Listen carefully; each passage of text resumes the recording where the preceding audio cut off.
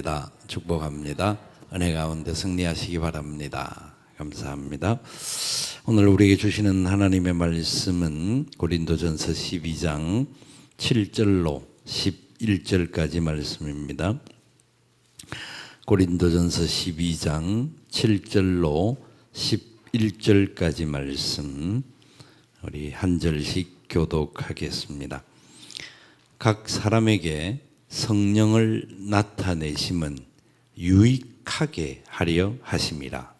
어떤 사람에게는 성령으로 말미암아 지혜의 말씀을, 어떤 사람에게는 같은 성령을 따라 지식의 말씀을, 다른 사람에게는 같은 성령으로 믿음을, 어떤 사람에게는 한 성령으로 병 고치는 은사를, 어떤 사람에게는 능력 행함을, 어떤 사람에게는 예언함을, 어떤 사람에게는 영들 분별함을, 다른 사람에게는 각종 방언 말함을, 어떤 사람에게는 방언들 통역함을 주시나니. 같이 읽습니다. 이 모든 일은 같은 한 성령이 행하사 그의 뜻대로 각 사람에게 나누어 주시는 것이니라. 아멘. 성령의 은사에 대하여서 설명하는 말씀입니다. 우리가 예수님을 믿고 구원을 받은 백성이지만 사람에 따라서 각각의 은사가 다르다라는 것을 알게 됩니다. 각각이 자기가 가지고 있는 은사가 뭔지를 우리는 점검이 필요할 뿐만 아니라 그리고 그 가운데서 어떻게 하나님께서 우리를 통해 영광 받으시는가 하는 것들을 점검을 해야 합니다. 오늘 이 본문에 나타나는 이 은사들은 놀라운 능력과 함께 나타나는 현상들입니다. 우리는 일상에 살면서 은혜도 받고 기쁨도 얻기도 하지만 능력을 나타내지 못하는 경우들이 많다가 보니까 우리에게는 하나님 주시는 특별한 은사가 없나 보다 그렇게 생각하게 됩니다. 그런데 오늘 이 말씀의 시작 자체가 각 사람에게, 이게 각각 모든 개개인들을 향하신 하나님께서 구원의 은혜를 처음에 허락하실 때 우리 안에 성령님을 허락하셨고 그 성령님으로 말미암아 예수 그리스도를 누구라고 고백하게 한다고요? 주라고 고백하게 되는 겁니다. 예수님을 주라고 고백하는 자들이 구원을 받는다라고 약속의 말씀을 주셨어요. 저와 여러분은 예수님을 주라고 고백하시죠? 그렇습니다. 우리는 분명히 예수님을 주님으로 고백합니다. 그런데 이 고백이 누구가 나와 함께하기 때문에 나오는 고백이라고요? 성령님이 함께하기 때문에 그렇습니다. 예수님을 주로 고백하는 사람들에게는 이미 성령님이 함께 하신다라는 겁니다. 그러면 우리가 예수님을 믿는 데에 대한 고백을 할 때에만 성령님이 함께 하시는가? 그거는 가장 기본인 것이고 각각의 상황들과 형편에 따라서 달란트에 따라서 은사가 다르게 부여되어지는 겁니다. 그 내용이 오늘 이 말씀인데 그래서 7절에 뭐라고 말합니까? 각 사람에게 성령을 나타내심은 어떻게 하기 위함이라 유익하게 하려 하심이라. 유익하게 하려 하심이라. 그러면서 8절, 9절, 10절에 은사에 대한 여러 가지 것들을, 여러 은사들을 나누어서 이야기합니다. 이 여러 은사들을 살펴보면 중요한 것은 계시의 은사와 그 다음에 능력의 은사, 그리고 이 계시와 능력의 은사로 크게 나누어지는데 이 계시의 은사 속에서 가장 중요한 게 뭔가? 지식의 말씀과 지혜의 말씀과 영들 분별의 은사를 이야기를 합니다. 첫 번째, 두 번째 말씀하고 중간에 가면 영들 분별함을이라고 나옵니다. 이 세 가지가 굉장히 중요한, 먼저 기본적으로 우리가 인식해야 될 중요한 부분들입니다. 그러니까 지식의 말씀, 지식의 말씀. 하나님께서 이것들을 계시의 은사라고 하는데, 계시라고 하는 말은 말대로 하나님이 보여주시는 것을 말합니다. 하나님께서 깨우치시고 보여주시는 말씀의 능력을 이야기를 하는데요. 그렇기 때문에 하나님께서 친히 인간에게 열어 보여주시는 것, 그래서 감추어졌던 것들이 드러나게 하고, 감추어진 것들이 드러남으로 인하여서 하나님의 뜻을 제대로 알 수 있도록 하시는 것이 계시의 은사 속에 중요하게 나타나는 겁니다. 그래서 이것은 하나님의 진리고 하나님의 사랑 등을 하나님 편에서 밝히 보여주는 겁니다. 하나님께서 지식과 지혜와 영들 분별하는 은사를 각각 사람들에게 주어지는데, 어떤 사람에는 이게 있고 어떤 사람이 저게 있을 수가 있습니다. 그런데 그걸 주어지는 것은 그 사람의 어떤 능력을 나타내고, 저 사람이 능력이 있는 사람이다라는 것을 드러내기 위함이 아니라, 그것은 표면적으로는 그렇게 드러납니다. 그런데 이것은 가장 중요한 것은 하나님께서 그 사람을 통하여서 무엇을 밝히 드러내려고 하시는가. 하나님의 놀라운 뜻, 이게 하나님의 선하시고 기뻐하시고 온전한 뜻을 분별하도록 하기 위하여서 하나님께서 이 역사를 보여주신다는 겁니다. 무슨 말씀인지 우리가 기본적으로 이해를 해야 되는데요. 그래서 이게 가장 중요한 첫 번째 나오는 게 성령으로 말미암아 지혜의 말씀을 이라고 이야기하고, 두 번째는 어떤 사람에게는 같은 성령을 따라 지식의 말씀을, 한 성령님이시고 같은 동일하신 성령님이신데도 불구하고 어떤 사람에게는 지혜의 말씀을 주시고 어떤 사람들에게는 지식의 말씀을 주시는 겁니다. 여러분들은 어떤 은사가 있다고 생각하십니까? 둘 다 없어요. 어떤 은사가 있다고 생각하십니까?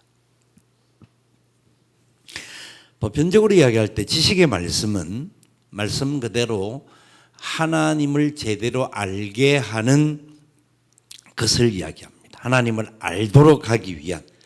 잠언 1장 7절에서 말씀하시는 대로 여호와를 경외하는 것이 지식의 근본이거늘 미련한 자는 지혜와 훈계를 멸시하느니라. 그리고 요한복음 3장 11절에 보니까 진실로 진실로 내게 이르노니 우리 아는 것을 말하고 본 것을 증거하노라. 그러나 너희가 우리 증거를 받지 아니하는도다. 지식의 말씀은 보고 아는 것입니다.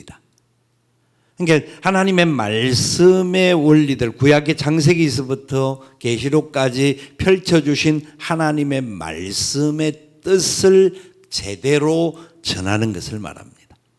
주로 이게 구약에 있어서는 지식의 말씀이 나타났던 사람들을 분류를 한다고 한다면 선지자들과 예언자들에게 이 지식의 말씀의 역사가 나타났습니다. 오늘 이 시대에는 이 은사가 꼭 이 사람에게, 이런 사람들에게만 있다라고 말할 수 없지만 보편적으로 하나님께서 세우신 말씀을 전하는 사역자들에게 하나님께서 지식의 말씀의 은사를 더하여 주십니다. 인정 안 하시려고 하는 것 같은데 그게 맞는 말입니다. 굉장히 중요한 부분들입니다. 그러니까 우리가 특별히 더 어떤 부분에 있어서 많은 것을 알고 모르고를 떠나서 기본적으로 성경을 읽을 때 하나님은, 왜냐하면 주의 종들을 세우시고 특별히 말씀을 선포하는 자들로 세워주셨기 때문에 동일한 말씀을 읽어도 그 사람들을 통하여 선포된 말씀이 사람들에게 제대로 전달되도록 하기 위하여서 하나님께서 밝혀볼 수 있는 눈을 허락하여 주실 뿐만 아니라, 그래서 더 깊이 하나님의 말씀의 원리들을 공부할 수 있는 신학을 하게 되는 겁니다. 신학을 함으로 말미암아 통전적으로, 이 통전적으로라는 것은 단면적으로가 아니라 전체적으로 내부적으로까지 포함된 것들을 이야기하는데, 통전적으로 성경을 이해하게 되고 그 이해된 성경을 어떻게 전달해 나갈 것인가 하는 부분에 그 요소가 나타나기 때문입니다. 아나니아와 삽비라가 하나님의 말씀의 원리를 제대로 알지 못할 때 베드로를 통하여서 하나님의 말씀이 어떤 것인지에 대하여서 가르치고, 그 역사가 그의 삶의 마지막 장면에 나타났던 사건들도 지식의 말씀의 역사입니다. 왜냐하면 아나니아와 삽비라가 가지고 마음의 중심을 하나님께서 베드로에게 깨우쳐 주셨고, 그 깨우치심을 가지고 선언을 하게 만드셨던 사건이 바로 성경에 등장하는 사건 중에 하나입니다. 그리고 엘리사는 아람 군대와 그 왕이 침실에서 은밀히 이야기하는 것을 알게 되었습니다. 누가 알게 했을까요? 성령님께서 알게 하신 겁니다. 사실은 그런 것은 뭔가 스파이를 보내어 가지고 정보를 듣고 이렇게 해 갖고 알 수 있어야 되지만 그렇게 하지 않은 거죠. 성령께서 그들이 대화하는 것을 깨닫게 해주시고, 그것을 기도하는 중에 알게 하시고, 알게 하심으로 말미암아 어떤 방편을 세워서 가게 하는지를 말씀해 주신 겁니다. 그렇기 때문에 교회와 모든 구조에 있어서, 특별히 하나님의 역사를 이루어가는 구조에 있어서는 하나님의 말씀을 들으려고 하는, 우리가 어떤 계획을 만들고 어떤 제도를 막 세우는 것들 필요한 부분이지만, 그런데 이것보다 더 우선하여서 하나님께서 세우신 종들을 통하여서 말씀을 듣고 그 말씀에 분별을 하여서 그 다음에 여러 가지 각도로 전개되어져야 하는 것이 공동체의 기본적인 원리가 되는 겁니다. 그래서 이것은 굉장히 중요한 부분입니다. 지식의 말씀이 사용되어질 때는 어떻게 나타나느냐 하면, 성령의 나타나심을 믿음으로 받아들이며 적용하게 되어야 하는 겁니다. 하나님께서 말씀하시는 이 나타나심을 믿음으로 받아들여져야 합니다. 여러분, 비록 쉽게 말해서 앞에서 전하는 사람이 마음에 안 들 수도 있습니다. 사람이 나와 마음이 안 맞을 수도 있고, 그럼에도 불구하고 그 사람의 말로 들으려고 하지 말고, 성령께서, 그러면 성령은 돌을 들어서라도 사용하신다고 말하고 말을 들어서라도 말을 하게 하셨던 분이시란 말이에요. 그러니까 그 말씀이 내게 어떤 역사를 일으킬 건가를 길을 열고 들을 수가 있어야 합니다. 굉장히 중요한 원리인 겁니다. 지식의 말씀은 성령의 나타나심에 대한 말씀하시는 부분을 내가 믿음으로 받아들이려고 할 때에 그 은혜의 역사가 받는 청중들에게, 그리고 그 말씀을 듣고 순종하려고 하는 사람들에게 더 놀랍게 역사되는 겁니다. 내가 알고 있는 경험과 내가 알고 있는 지식으로 분별하고 막 이렇게 정리하는 것이 아니라 하나님의 말씀의 원리에 따라서 이 부분들이 해석되어져야 하는 그런 부분들이라는 겁니다. 그 다음에 두 번째 이렇게 살펴볼 수 있는 게 지혜의 말씀인데, 성경은 지혜가 먼저 나오고 지식이 그 다음 두 번째로 나오는데, 지혜의 말씀은 이거는 일반적으로 우리 그리스도인 모두에게 주어질 수 있는 내용들입니다. 여러분, 단적인 예로 구약 성경에 아이가 굶주림의 세대 속에서 아이가 태어났는데 한 집에 아이가 죽고 한 집에 아이만 남아있고, 그 두 아이를 데리고 솔로몬 왕 앞에 나아갔을 때에 그 솔로몬이 그 역사에 대한 심판을 하지 않습니까? 심판을 하고 판단을 내릴 때에 그 판단을 한마디 말로 하나님이 주시는 지혜로 한 겁니다. 하나님의 원리에 따라서 이게 어떤 부분인 거에 대해서 정확하게 명시해 주는 겁니다. 진짜 하나님의 원리는 지혜가 있을 때 얻게 되는데, 지혜가 있는 사람들은 하나님의 은혜와 사랑이 무엇인지를 받아들일 수 있는 마음이 생기죠.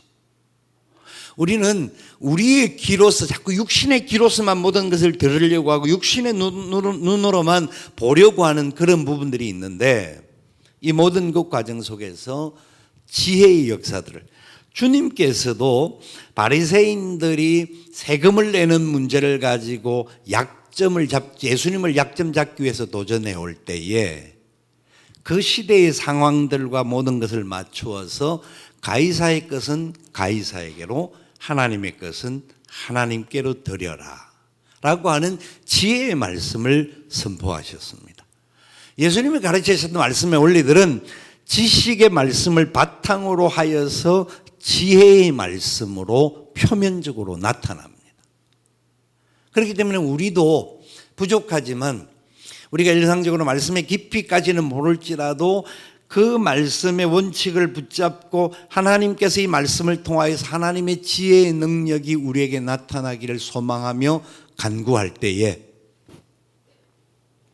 하나님께서 하나님을 사랑하는 자들에게 지혜와 지식의 은혜를 더하여 주신다.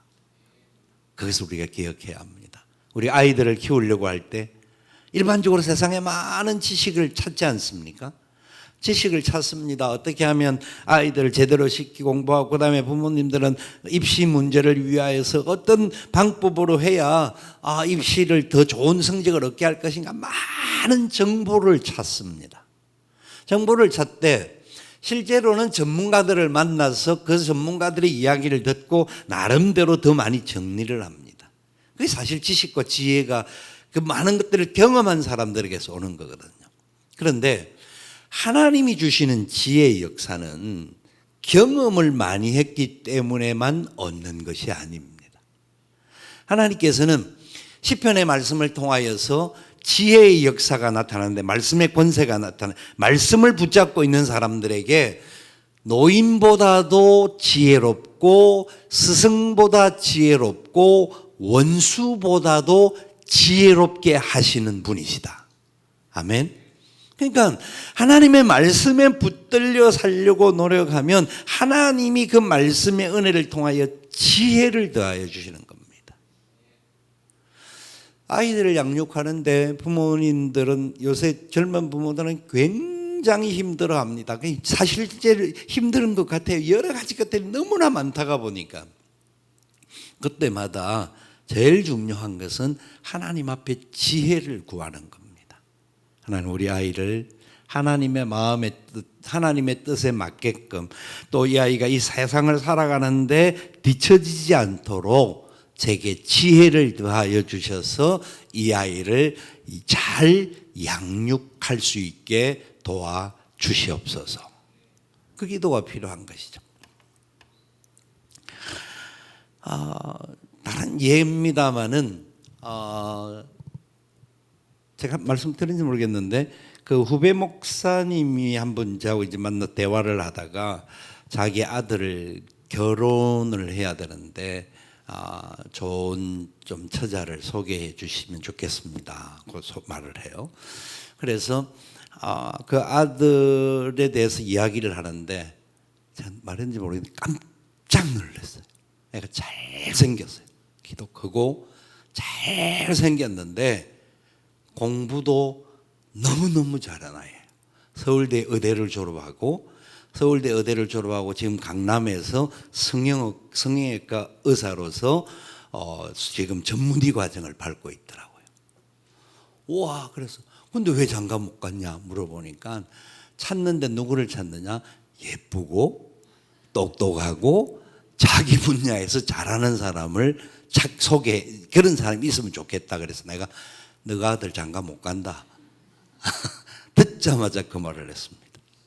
틀린 말은 아니라고 제가 100% 맞다라는 것은 아닙니다만은 제가 생각할 때 하나님 주신 지혜라고 생각하는데 그 맞는 말이 아니라고 생각이 듭니다. 요새 사람들이 자기가 똑똑하고 잘 나가니까 똑똑하고 잘난 자기의 어떤 위치에 맞는 사람을 구하는 것은 세상적으로는 인지상정이에요. 그런데 이런 사람을 만약에 만나서 결혼을 할 수 있다고 하면 제가 한 가지 덧붙인 게 뭐냐면 시아버지 시어머니는 며느리 집에 절대 못 간다. 맞나요? 맞아요?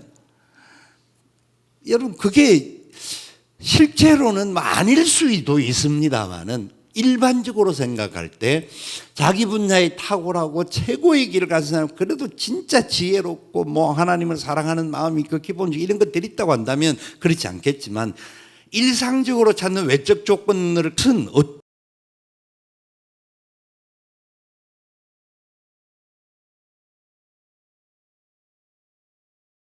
어떤 상황에서도 저는 관계하기가 쉽지 않을 것 같아, 그런 생각을 했습니다. 그래서 제가 만약에 당신 아들이 며느리를 얻고 싶다, 결혼할 신부를 얻고 싶다고 하면 여러 가지 예쁘기도 하고 돈도 그 실력도 있어야 되고 뭐도 있어야 되는데, 다른 것 다 빼놓고 첫 번째 예쁜 것만 찾아라. 그러면 나머지는 다 채워진다. 지가 탁월하고 실력도 있고 능력도 있으면 오히려 그것 갖고 베풀 수 있고 나눌 수 있는, 그래서 특별히 단순히 예쁜 정도뿐만 아니라 마음이 진짜 예쁜 사람을 찾아야 된다. 그런 말씀으로 한 시간 둘이서 이야기를 하다가 막 결혼 문제 이런저런 하면 1시간 정도 이야기를 했는데, 이 목사님이 은혜를 받기는 했는데 집에 가서 어떻게 된지는 모르겠습니다. 그럼 뭐 본인들 상황들이니까. 근데 저는 그게 지혜라고 생각합니다. 하나님께 주시는 말씀을 가지고 또 여러 가지 시대적인 상황들을 바라보면서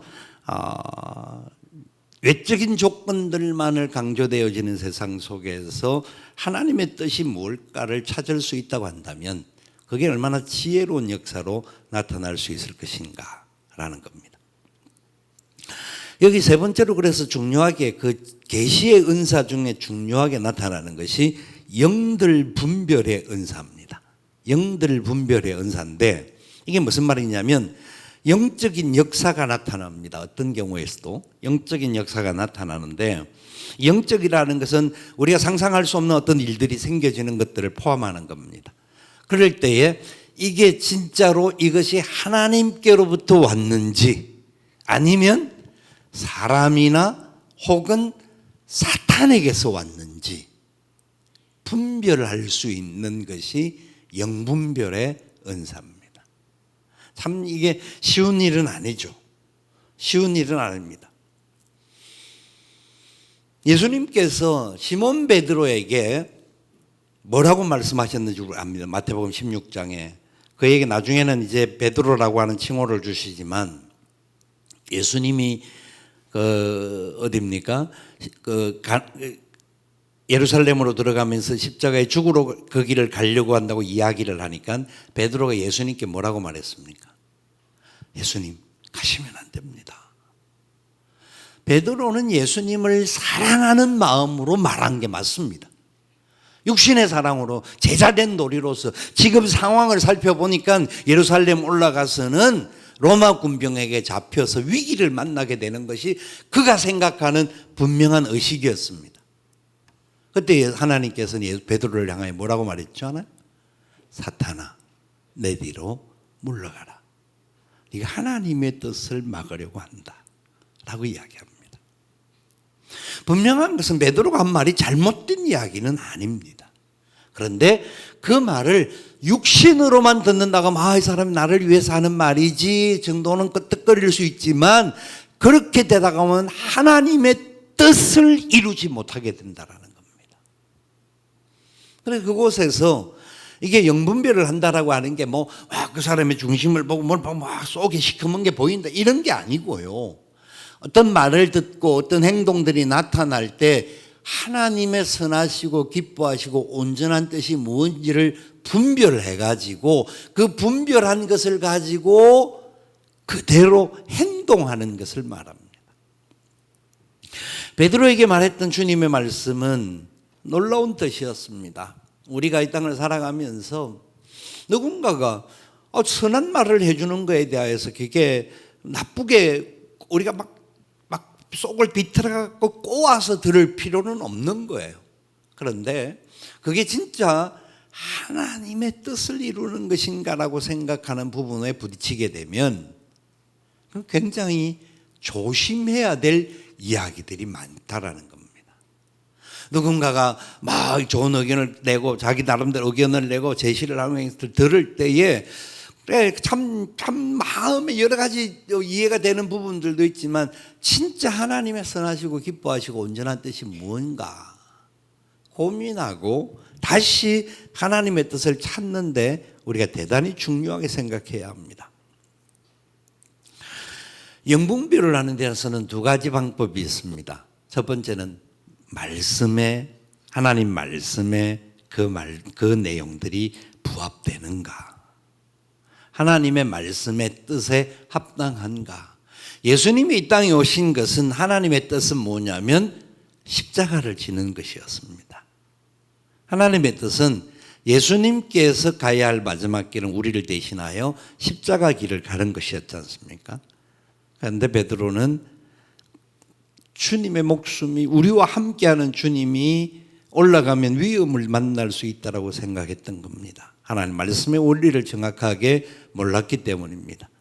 뿐만 아니라 이 하나님의 영분별하는데 두 번째는 말씀이 분명히 바탕이 되어지고 성령께서 깨닫게 하시는 은혜 가운데 그 분별의 역사가 눈이 열려져야 하는 겁니다.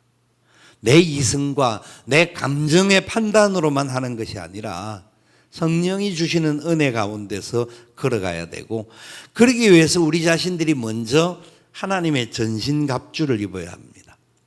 서서 진리로 허리띠를 띠고 의의 흉배 붙이고 평안 복음에 예배한 신을 신고 믿음의 방패 갖고 구원의 투구 쓰고 뭐요? 성령의 금, 곧 하나님의 말씀을 가져라. 하나님의 전신갑주를 입을 때에 하나님께서 그 모든 것들을 통하여서 분별할 수 있는 은혜를 주시는 겁니다.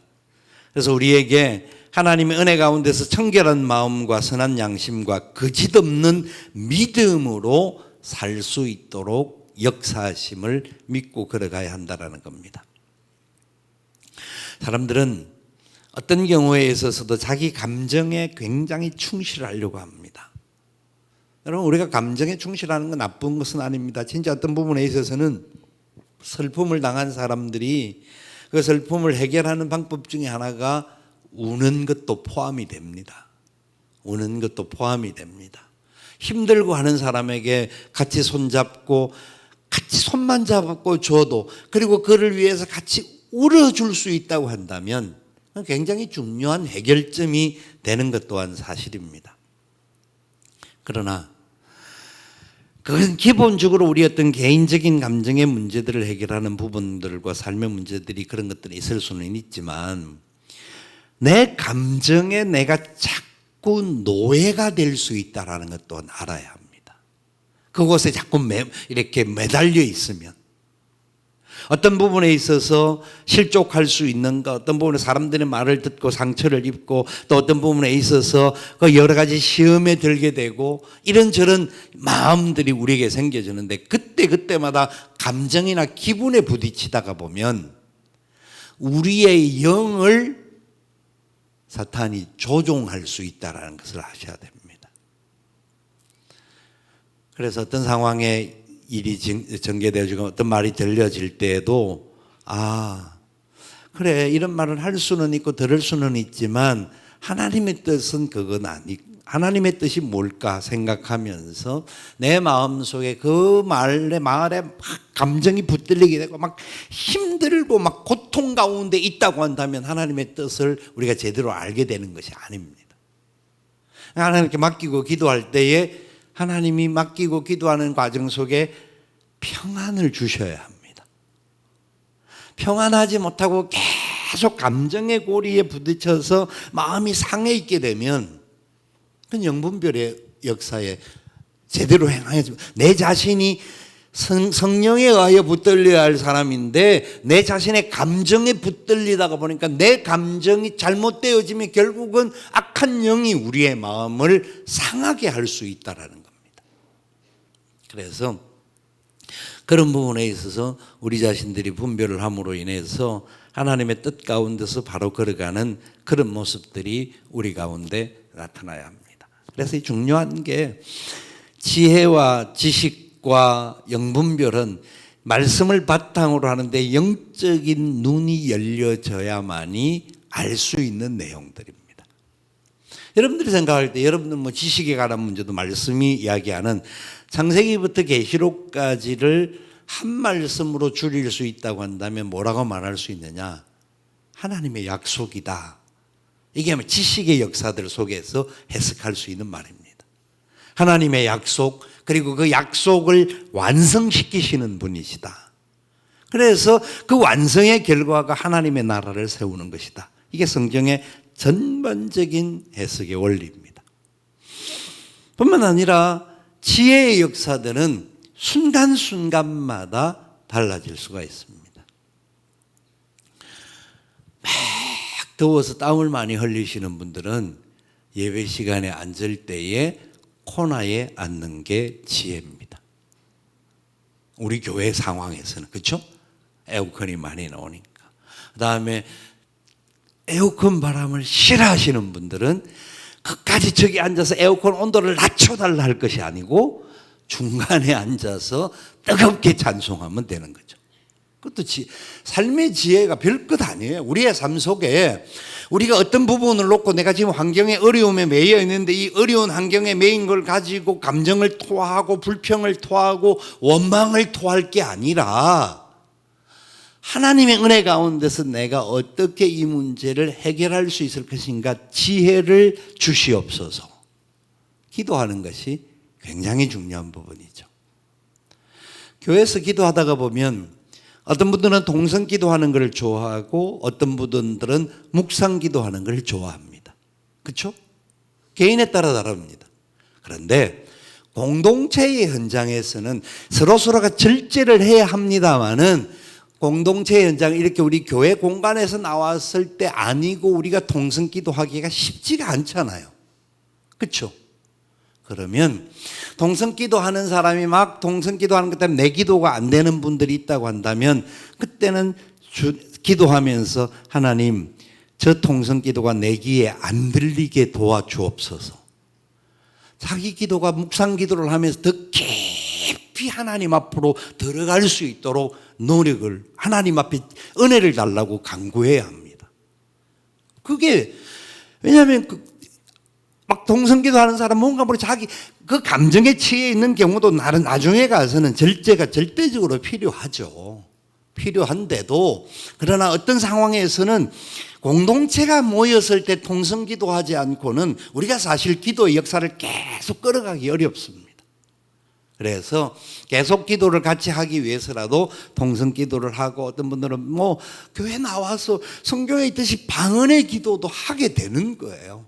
근데 그거 아닌 사람들은 들을 때 굉장히 신경이 쓰이는데 또 제가 보기에는 또 양쪽 다 지혜를 가지고 하나님이 주시는 지혜와 은혜를 가지고 해결할 수 있는 마음을 달라고 먼저 자기를 다스리는 기도를 해야 되고 그러는 과정 속에 진짜 하나님께서 그 모든 것들을 통하여 합력하여 선을 이루신다라는 것을 우리가 경험할 수 있어야 합니다.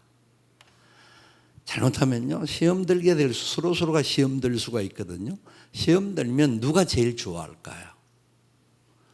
사탄이 교회 안에서 기도하는 것 갖고도 서로 시험 들게 할 수 있어요. 그럼 우리는 그거는 하나님 원하시는 게 아니잖아요.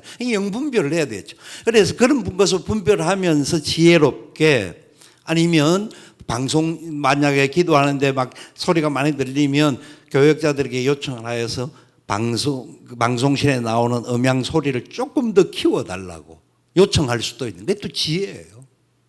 여러 가지 부분에 있어서 우리가 어떤 상황에 부딪혀서 그 상황 때문에 시험에 들면서 할 수 없고 그러다 보니까 정중하게 부탁을 한다고 하더라도 또 듣는 사람은 또 그게 또 시험에 들고 사탄은 할 수만 있으면 믿는 자들을 삼키기 위해서 시험에 들게 하기 위해서 끊임없이 공격하는 거예요.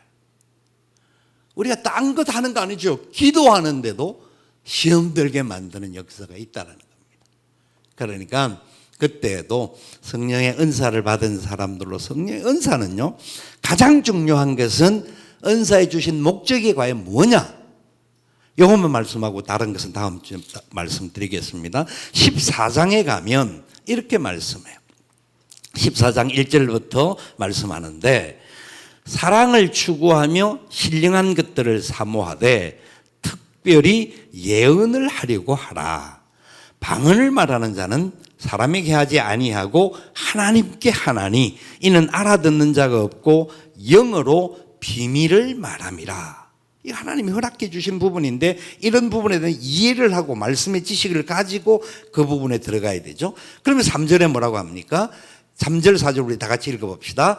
그러나 예언하는 자는 사람에게 말하여 덕을 세우며 권면하며 위로하는 것이요 방언을 말하는 자는 자기의 덕을 세우고 예언하는 자는 교회의 덕을 세우나니. 은사의 가장 중요한 것은 덕을 세우는 겁니다. 이 덕이라고 하는 게 우리를 진짜 건덕 상황에서 그 모든 상황에서 서로가 덕이 되도록 하나님의 은혜의 역사가 더 온전하게 나타나도록 그래서 덕을 세우며 권면하며 위로하기 위함입니다. 이게 방언을 하시는 분들은 자기는 깊이 방언을 하지만 못하는 또 그 부분을 또 느낌을 다르게 갖는 분들이 있을 수 있기 때문에 덕을 세우기 위하여서 하나님 앞에 지혜롭고 조절해 가면서 기도할 수 있는 은혜를 달라고도 간구해야 되죠. 그리고 또 그렇지 못한 사람들은 옆에 분들이 기도할 때 하나님 저 방언을 내가 통변할 수 있는 은혜를 달라고도 기도할 필요가 있고 뿐만 아니라 그 방언에 내가 시험에 들지 않게 하고 하나님의 역사를 볼 수 있는 내가 기도하는 사람 되게 하여 주시옵소서. 여러분 우리는요 선한 일을 하기를 원하는 사람들이에요. 다 선한 일을 예수 믿는 사람이기 때문에 크리스찬들은요 덕을 세우고 굿니스 하나님의 선을 이루는 사람들이거든요. 그런데도 불구하고 원수마귀는 우리를 통하여 시험이 들게끔 공격한다라는 겁니다. 그렇기 때문에 성령의 은사를 받은 우리 모두들이 각각이 다르다라는 것을 인정해 줘야 되고 그럼에도 불구하고 한 성령님 같은 성령님이 주셨다라는 것을 인정해야 하고 그러면서 서로에 대하여서 믿음의 역사가 일어날 수 있도록 함께 기도하고 함께 역사를 이루는 우리가 될 때에 공동체는 더욱 아름다워지고 더 풍성한 열매가 맺혀진다는 것을 믿으시고 승리할 수 있기를 주님의 이름으로 축원을 드립니다. 아멘. 우리 함께 찬양합시다. 기대. 우리 하나님께 찬양 드리겠습니다.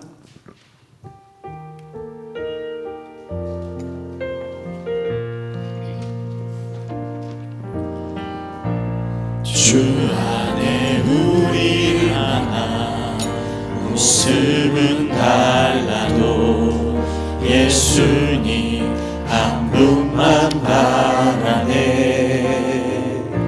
사랑과 선행으로 서로를 격려해 따스함으로 보듬어 가리. 주님 우리 안에 함께 하시니 형제 자매의 기쁨과 슬픔